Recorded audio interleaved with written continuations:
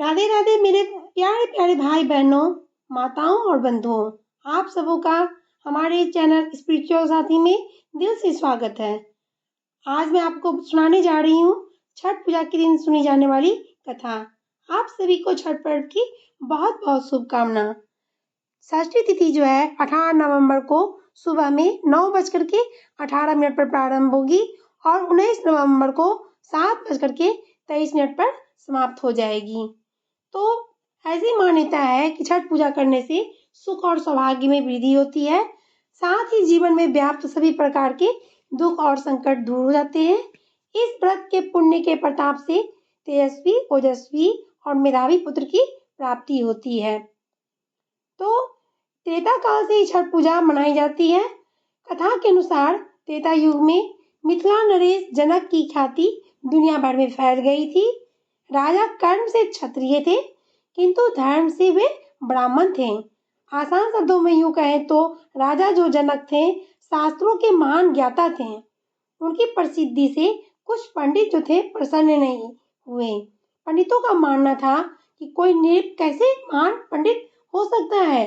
हालांकि धर्म पंडित यह भूल गए थे कि जगत जननी आदिशक्ति माँ दुर्गा स्वयं सीता के रूप में राजा जनक की पुत्री बनी थी।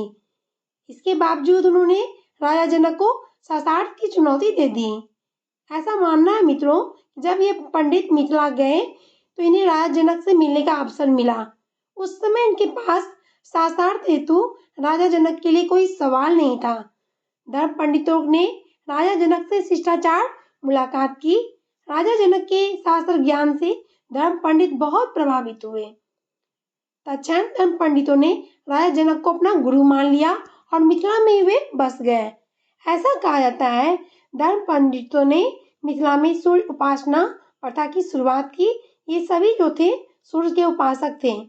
अतः त्रेता काल से ही छठ पूजा की शुरुआत हो गई, मनाई जाने लगी। दूसरी कथा है कि प्राचीन काल में राजा प्रियव्रत की कोई संतान नहीं थी।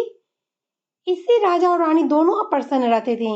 एक दिन राजा प्रियव्रत अपनी व्यथा को लेकर महर्षि कश्यप के पास पहुंचे। महर्षि कश्यप ने उन्हें यज्ञ करने की सलाह दी।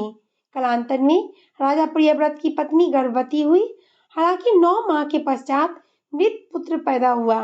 यह देख करके प्रियव्रत की पत्नी अत्यंत दुखी हो गई।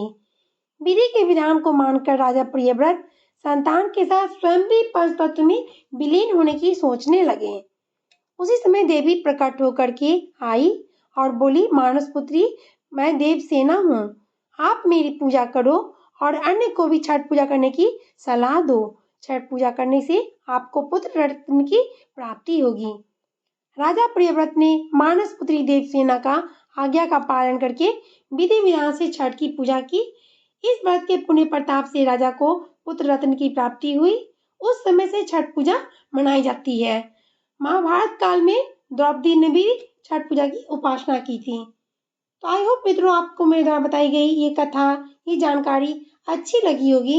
अगर थोड़ी सी भी पसंद आई है तो प्लीज वीडियो को लाइक कीजिएगा, शेयर कीजिएगा अपने फ्रेंड्स और फैमिली में, और चैनल को सब्सक्राइब करना बिल्कुल नहीं भूलिएगा।